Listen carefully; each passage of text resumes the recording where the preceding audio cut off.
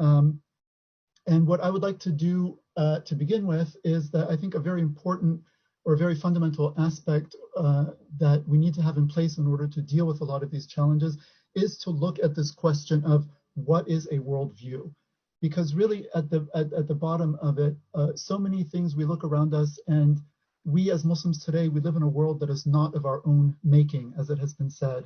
Of course, from the time of Islam, after the death of the Prophet ﷺ, the Muslims spread very rapidly and basically came to occupy much of the known world of the time. And for the following 1,000 years, Islamic civilization was dominant, as we all know, in material, political, and economic terms, as well as, of course, spiritual terms, which is the most important. But there is no major world civilization that did not border the Islamic civilization and that was not deeply impacted by it, not least of them being Europe itself. Over the last several hundred years, however, there has been a radical shift of the balance of power in the world, where the Muslim world and all other areas outside of Europe/America, has basically retreated in at least a worldly sense and come to occupy a subordinate or peripheral position, with modern Europe rising as of, say, the 16th, but particularly the 17th century, to a place of prominence, which ushered in the first kind of truly global world system in which the entire globe was now and is now still incorporated into one paradigm. This paradigm is not of our making. The world would look very different if it were, but it is a paradigm that is based on a European model, which starts out as a Christian model, but then secularizes as we move into the modern period. And this worldview, this way of looking at the world, is pervasive now, especially for us living here in the West, but increasingly over the globe, because there really is no East and West anymore, especially after the rise of the internet, even before, but especially after the rise of modern methods of communication.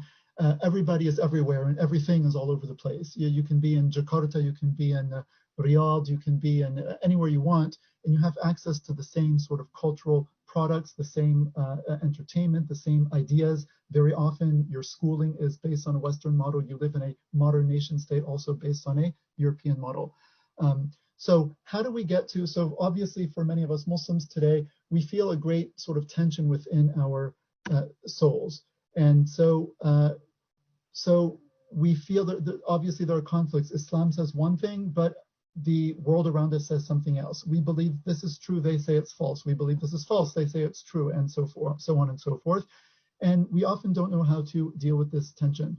So my contention is that a very effective way to do it is to take a step back and look at the overall paradigm from afar, and to, first of all, conceptualize what is this thing called a worldview. So basically a worldview, I would say everybody has a worldview, and a worldview, well, all right, so what is a worldview? I mean, here you have this picture of someone looking at a globe. Obviously, we're not talking about it in terms of a physical worldview, but we're talking about a conceptual frame of reference through which one interprets the world.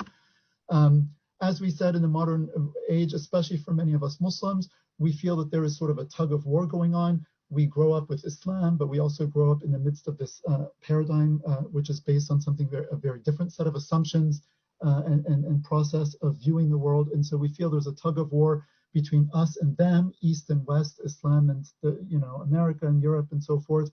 And this often leads to people talking past each other, people arguing, people getting into conflict.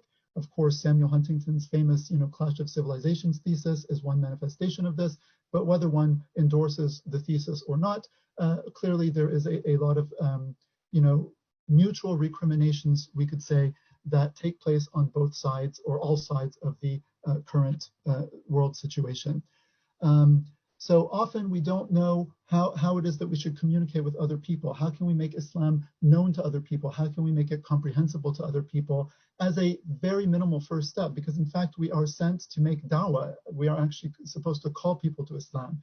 And we're having trouble nowadays even making Islam sort of understandable and minimally plausible to people, let alone calling them to it, right? So this raises a great challenge in the way we communicate with others.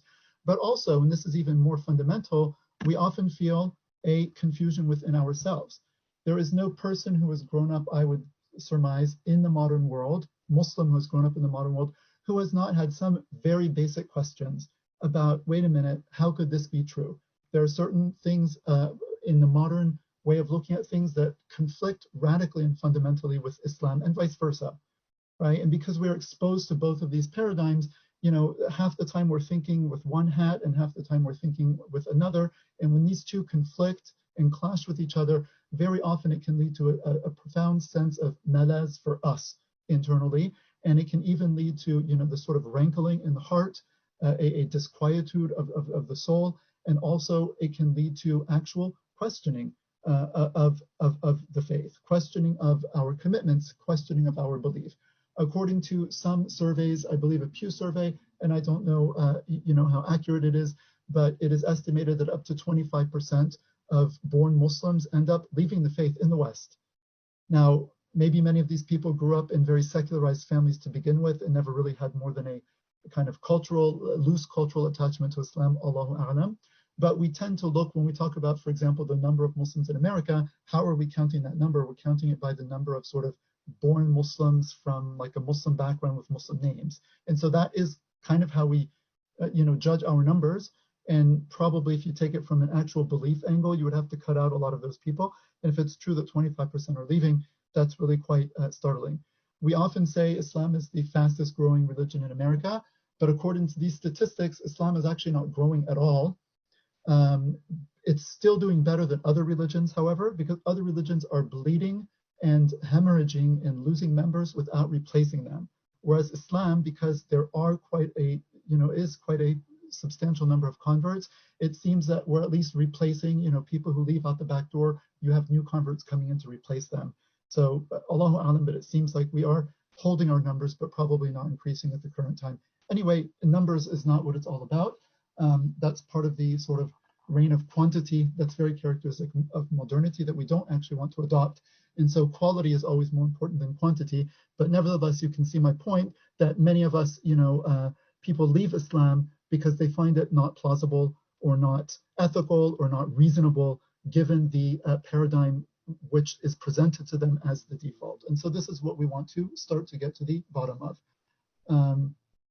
So what is a worldview? I've used this word several times now. And so let's talk a little bit more about what a worldview is. So here's a definition that I found on the internet. It's as good as any other. So I'll read this. A person's worldview represents his most fundamental beliefs and assumptions about the universe he inhabits. It reflects how he would answer all the big questions of human existence. Fundamental questions about who and what we are, where we came from, why we're here, where, if anywhere, we're headed, the meaning and purpose of life, the nature of the afterlife, if there is such a thing, and what counts as a good life here and now. Okay, so all of the major questions of existence that thinking people have always asked themselves. Few people think through these issues in any depth, which is a problem for us, and fewer still have firm answers to such questions. But a person's worldview will at least incline him towards certain kinds of answers and away from others. Okay, so worldview is sort of a comprehensive, it's the sum total of all of the fundamental assumptions that you hold about the world. What exists, what doesn't exist. What does it mean when someone says, we know that X, Y, and Z is the case? What does it mean to know? What are the sources of knowledge? How can you establish something as a element of knowledge as opposed to just subjective belief, for example, right? What is a human being? How should one act? Is there a purpose to life, either the sort of existence of the universe or my personal existence as a human being? Or are these things, is there no objective purpose and I'm left to sort of create and project my own purpose onto the world and so forth? So all of these come together and form the worldview. And as the person here, this was actually taken from a Christian website, states, most people are very unaware of their worldview. It is something that lies very, very deep within a person's psyche. It is acquired from the environment very much in the way a language is. And your worldview is the paradigm through which you think and through which you view the world. And therefore, it's very difficult to see it if you've not been trained to look at it and identify what its constituent parts are. It's like when you put glasses on, you see through the glasses, you don't see the glasses, right? And so most people utterly take their worldview for granted just like if you grow up, especially in a monolingual environment, and you grow up just speaking one language, then you take your native language utterly for granted. Of course, all children acquire their native language or languages in a non-reflective, completely natural manner. And you open your mouth, and if you grow up in America, you open your mouth and English comes out. Like, that's just what happens. And it can be very difficult to sort of see the structure of your native language until you actually sit down and are told, wait a minute, language has components. There are nouns and verbs and adjectives, and here's how they interact. And especially when you now learn a second language, and then you see not all languages operate the same way. In English, for example, we put the adjective before the noun. I'm wearing a blue shirt. In Arabic and the Latin languages, many others, it's the other way around. I'm wearing a shirt blue, right?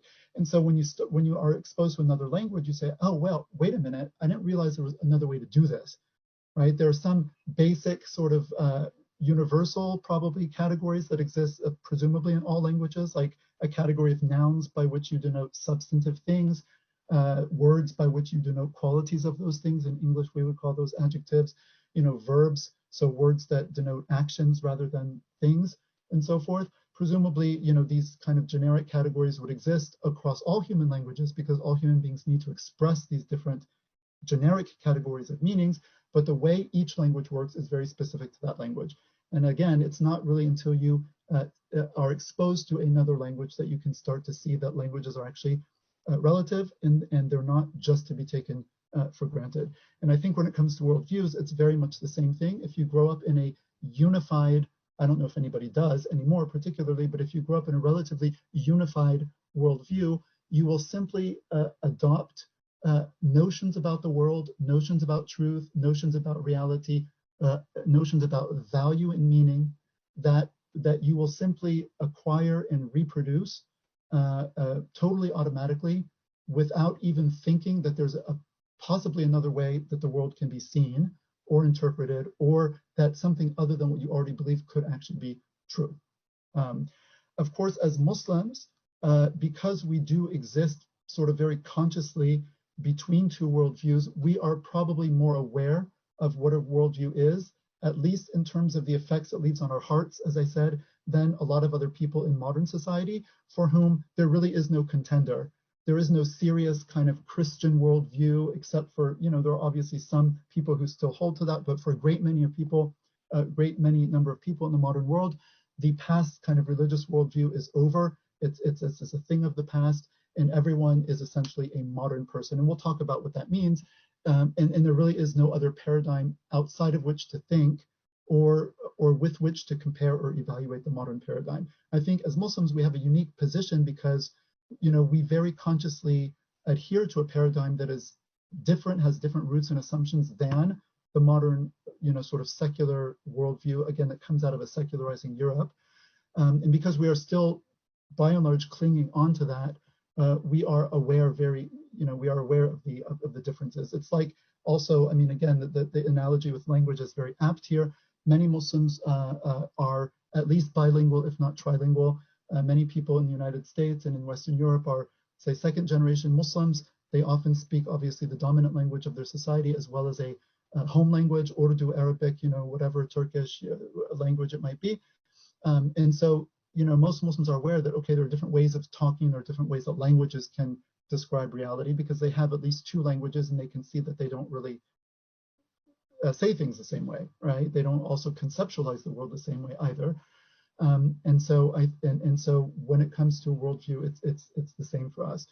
Now, to push the linguistic example a little bit further, if I may, as probably most of you know, if you are bilingual or grew up, in a family with parents who came from elsewhere to the United States or Europe, you will know that the two languages are often in your mind are not equal. Right, most people growing up, especially in the United States, are not what they would call balanced bilinguals. They are obviously dominant in one language, usually the ambient language of society, in our case English, and the home language is sort of L2, language 2. It's a second language, and the mastery of it obviously is less, and it's not the parents' mastery who grew up in the home country. Often there's also a lot of code switching in immigrant families, which means that even the parents, after decade or two who grew up native in whatever language from back home. They've lived in the US so long, the whole life around us goes on in English. So when they speak, they start mixing a lot of English in, half Urdu, half English, half Arabic, Haranzia or whatever, English Arabic type thing. When it comes to languages, just, you can have whatever attitude you want about language purity and whether it's desirable or not to mix codes like that. But in the end of the day, language, to at least a substantial degree, is a practical tool of communication. And there isn't a question of, there's no moral value attached to it. You're not going to be held accountable by Allah, for example, on the Day of Judgment because you didn't speak a pure Urdu at home, or, you mixed Arabic with French or something like that, right? But when it comes to the worldview, many of us are doing the same thing. We're kind of code switching, a lot of code switching. So in certain aspects of our lives and in certain circumstances, we are very Muslim, particularly in a masjid. We think Islamically. We kind of say the right things and sort of, conceive of the world, presumably in a way that's, in line with Islamic teachings. But then when we go out or we're in another setting, we often don't realize it, but we slip into a very different set of assumptions. We use a very different kind of language, and we often appeal to a very different set of foundational principles. And so there's kind of a, worldview code switching that goes on. And the reason this is more of a problem, as opposed to the language example, is that when it comes to the worldview, we're talking here about questions of truth. We're talking here about questions of reality. We're talking about questions of what is and is not. We're talking about questions of what's right and wrong, halal and haram, right? And these have obviously a direct bearing on our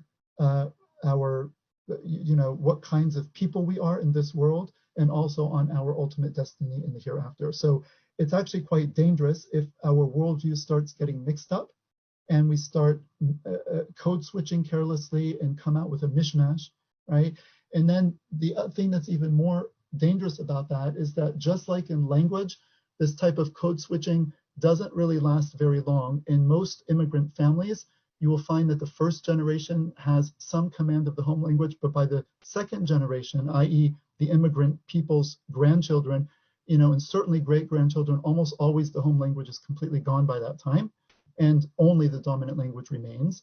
And so it's only English and no Urdu, no Arabic, no home language, right?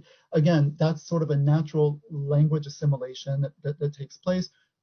The problem is if this happens with our worldview, the analogy would be second generation believes much in Islam, maybe kind of modernized a bit, Americanized a bit. The next generation, it's much more Americanized, modernized, secularized, and we'll talk more about this, with a more tenuous, connection to actual normative Islamic beliefs and teachings. By the third or fourth generation, what's going to be left, right? So because you're code switching and mixing and matching, right, ultimately one dominates, and just like English will dominate linguistically, also the ambient worldview will, if we're not aware of what's going on, can easily come to dominate without us actually knowing that it's going on. Okay, so let me move on.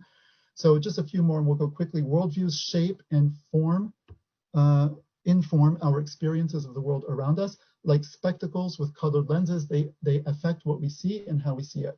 Depending on the color of the lenses, some things may be seen more easily, or conversely, they may be de-emphasized or distorted. Indeed, some things may not be seen at all. Worldviews also largely determine people's opinions on matters of ethics and politics. What a person thinks about abortion, euthanasia, same-sex relationships, environmental ethics, economic policy, public education, and so on will depend on his underlying worldview more than anything else. Again, most people don't articulate it in this way, and you'll see many people fight about these issues, abortion and this and that, all of these other things, and they don't realize that, in fact, the opinions that they're holding are really the logical entailments of very deep-lying assumptions, foundational assumptions that are by and large unexamined by most people. And because they're unexamined, people don't really know how to navigate either their conflicts between themselves and others, or again, the conflicts within themselves, right? Where you're hearing one thing from one side, another thing from another side, and you don't know how to navigate the rupture. So as such, worldviews play a central and defining role in our lives. They shape what we believe and what we're willing to believe, how we interpret our experiences, how we behave in response to those experiences, and how we relate to others. our thoughts and our actions are conditioned by our worldviews, right? So we actually are impacted much more than we think by our worldview, and that's why it behooves us really to kind of grasp what a worldview is, and then what our worldview is as Muslims, what the surrounding dominant worldview of our age is, which is kind of the modern secular paradigm, and then to see in what ways these overlap, in what ways they diverge from each other, and what are the implications of that overlap and quite often that divergence. And again, how can we sort of navigate those gaps? So diving straight into it, right? Gave people this little background, gave them a sense of this conversation that you and I had that I found absolutely vivifying and uplifting. And it just connected a lot of dots for me that previously existed as kind of these atomistic points of reflection floating in space. And you were able to link them to the issue of worldview, right? Worldview. Our students, particularly those studying at, reputed, respected institutions of learning, they are being surreptitiously indoctrinated into a certain worldview. And the worldview, that Muslims, had, for centuries seems to be, something that we have a very difficult time accessing. Can you speak to that a little bit? Sure, yeah. So I've been talking for quite some time with youth in the Boston area and more recently online about this whole notion of a worldview. And I have an online lecture which people can refer to if they want to hear more about this topic with slides and so forth. But just to give a brief summary, I say, what is a worldview? A worldview is basically the sum set of assumptions that you hold to be true about the world. So just like every human being has language, at least one language, it's part of our human nature to be able to speak language, to have that linguistic capacity. Everyone has at least one language, if not more, as a native language. Similarly, everyone has a worldview. So when you look out on the world, you're not just seeing objectively what's there, you're actually looking at it through a particular prism, like a particular set of lenses. And I say, this is not an exhaustive list, but we can think of a worldview as consisting of several different categories of assumptions. And so to use kind of fancy terminology, philosophical terminology, first of all, there's an ontology involved. So ontology, what exists, right? Every person has some notion of, okay, I exist, the tree outside my window exists, so material things exist. What about non-material realities, right? Does a soul exist? Is it different from just brain function? Does God exist, right? That's a question of theology, but even more primarily, it's a question of ontology, right? What exists? And then there's a question of epistemology. What is knowledge? And how do humans know? And what are the sources of knowledge? And then there's a question of anthropology. What is man? What are we as human beings? Where do we come from? Where are we going, if anywhere? What is our purpose, or telos, or teleology, which is another kind of bucket that you would fill? Do we as human beings have an intrinsic purpose? Does the universe, the existence of the universe, have a purpose? Or is it just there as a brute fact? And are we just here as brute facts? And it's for each individual among us to sort of, impose our own meaning on the world, right? Which is obviously the kind of the modern view, right? Nothing's written. You just sort of generate your own meaning, your own purpose, and you kind of project it out. And then there's a question of morality and ethics. What is right and wrong? How ought we to act? What is the nature of morality? Right, so that's kind of moral ontology. Then what are the sources of moral knowledge? How do we know what's right and wrong? Is it through reason? Can we derive ethics, strictly through reason? Is it taken from our society? Revelation for us as Muslims would obviously be prime here, as it is with the other things. And then a question of law and politics. Where does valid law come from? Law that can sort of justly be implemented in a society. What are the bases of that? And then aesthetics. What is it that a culture finds beautiful? I think that also, art, you look at the art of any civilization, it tells you a lot about the heart and soul of the civilization that produced such objects of art, or that sees such things as being beautiful. So this is not an exhaustive list. You can talk about economic relationships, how different peoples view things like money, commodities, and so forth. So we can multiply these categories. But my contention is that just like everyone, when you open your mouth, some language comes out. Similarly, when you open your eyes, you're looking at the world through a very particular set of lenses. Now, why is this important for us as Muslims? Because as Muslims today, we are negotiating essentially two very distinct worldviews, right? Meaning this whole set of assumptions. So as Muslims, obviously, we are committed to Islam as a worldview. So our, how we would answer all of these questions about ontology, epistemology, anthropology, teleology, morality and ethics, law and politics, aesthetics, and so on and so forth. Islam has very specific things to say about these things, right? It answers these questions in a very specific manner. And the other worldview that we're kind of negotiating, because it's the currently dominant paradigm, is, you could call it many different things, but let's just call it for now the modern Western worldview, which in all its diversity does share certain basic features and characteristics, one of which is a turn towards materialism, one of which is a turn towards scientism, a rejection of religion as a kind of comprehensive worldview, right? Modernity very consciously kind of replaces religion as a worldview. You can be religious in the modern world, but the modern world itself is not a religious project anymore, right? No. So as Muslims, we are negotiating these two worldviews. Now, what happens a lot is that questions come up, doubts come up, even doubts, right? Well, we say or do or should say or do X as a Muslim, but everyone around us is doing or saying something else, and these two clash, right? And a lot of times we don't know how to explain ourselves as Muslims to others, and sometimes we don't know how to explain Islam to others, and also at times we don't even know how to explain Islam to ourselves or understand it, and we fall into doubts. Sometimes this leads to people leaving the faith altogether or reinterpreting it in radically, novel ways and so forth that are not well grounded. And my contention is that many, many, many of these issues, these clashes that come up, really they're really surface manifestations of principial differences that are taking place way beyond the surface at the level of the roots of the worldview. And this is the thing. I'm with you. The only thing is that much of your worldview is communicated to you by the society around you. Absolutely. Just like language. Just like language. I think the analogy with language is quite fitting, because someone might be able to speak English with great facility, but not know anything about, second, third, participles, verbs, nouns, subjects, predicates. It's just a language that I'm able to speak because I have absorbed. Intuitive. Yep. Right, it's intuitive. I've absorbed language from my surrounding. So is there any way? Yes. One thing you said in your lecture, which in preparation for today's conversation, I did listen to your lecture, and I found it quite enlightening. But we'll often go into those secondary or even tertiary issues where we're talking about some issue of law and ethics, or some issue of economics and politics, or even some issue of aesthetics, without recognizing all of the different assumptions, the musallamat, right? Assumptions that play a part in arriving at a particular conclusion. Absolutely, yeah. So, I don't want to sound impatient or worse yet, defeatist, but is there a way that we can cultivate some kind of, sense of a normative Islamic worldview while being in a world that is not of our own making?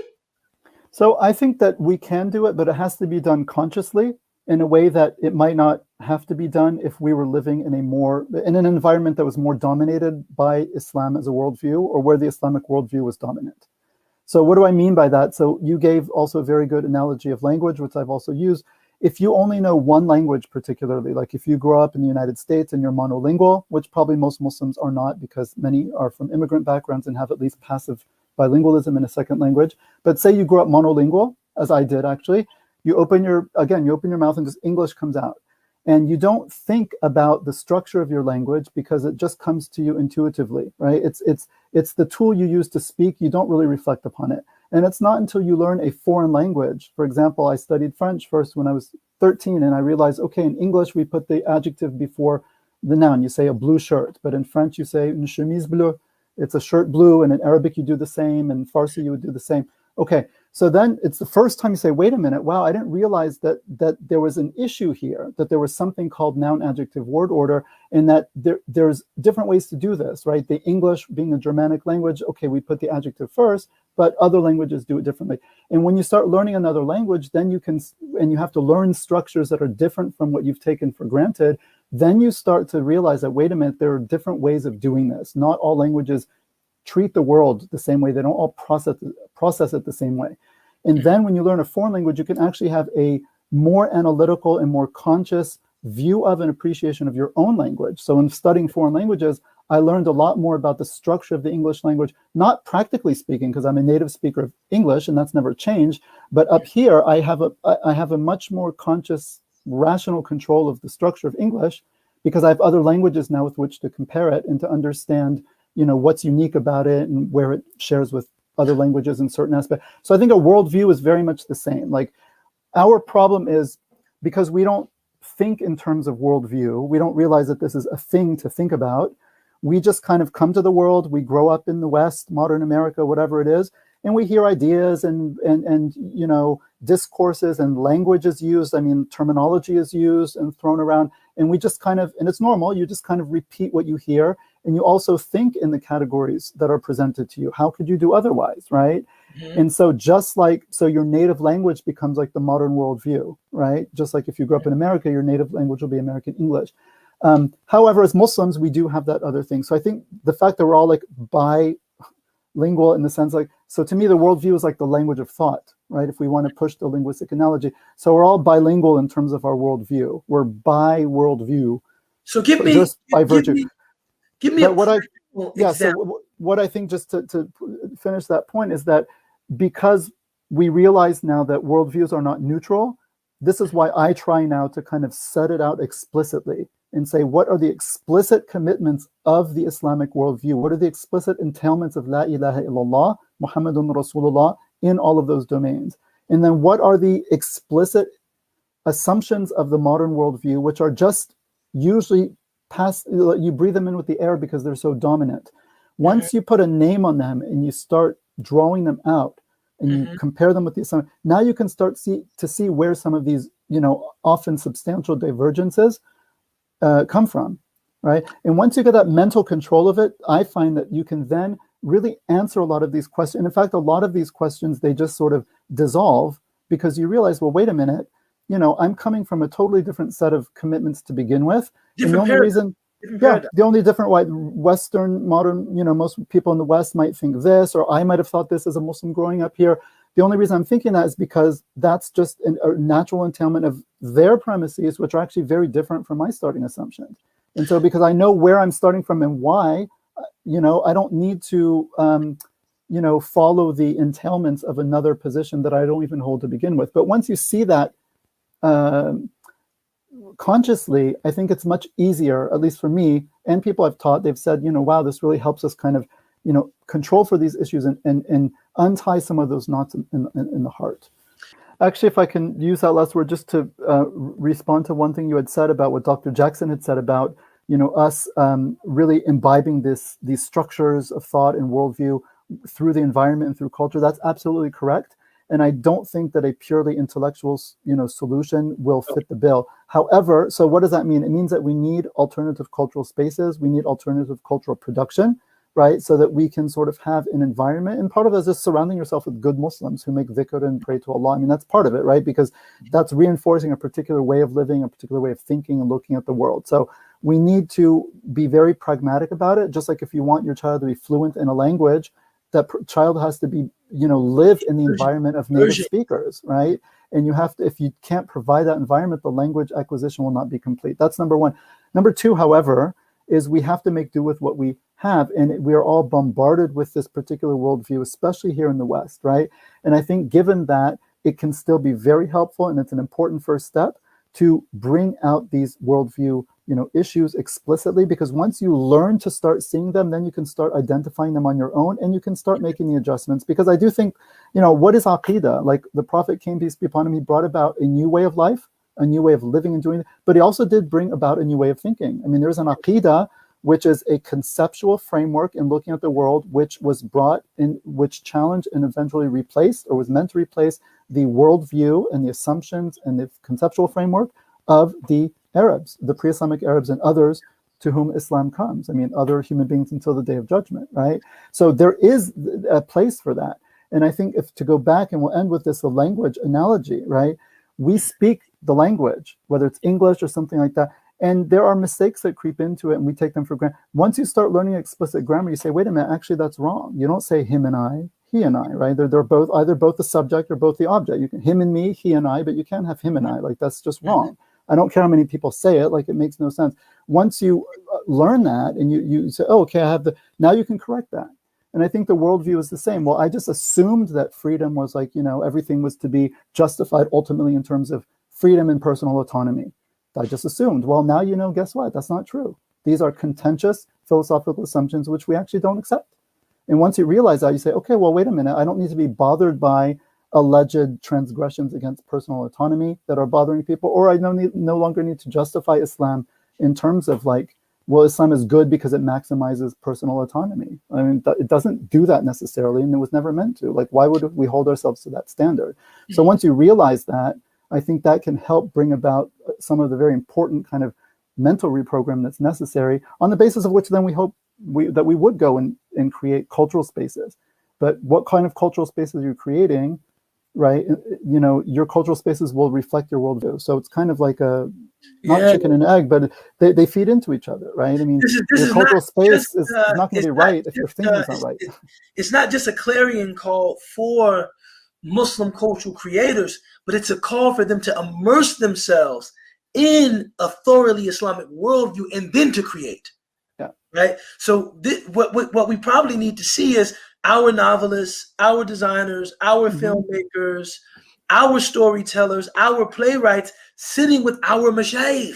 Right. We need those men and women sitting with those men and women, and what that synergy can produce will perhaps, really be worthwhile for our community. And the very last thing too, I would say, I mean, a lot of my discourse, just the spaces that I operate in, is very kind of like intellectual and cerebral. And I've just talked about the importance of that, right? And I do think it is important. However, I think we would be making a very classically modern mistake, or stereotypically modern mistake, if we were to overstress the intellectual and not put stress on the lived and also the spiritual, right? I mean, the way we live, the way we are, our moral character affects the way we think and the way we look at the world too, right? We don't have this Cartesian mentality where just this disembodied, brain in a body. So part of resurrecting our worldview, protecting it, purifying it, is to purify our intentions, purify our actions, follow the sunnah of the Prophet ﷺ, right?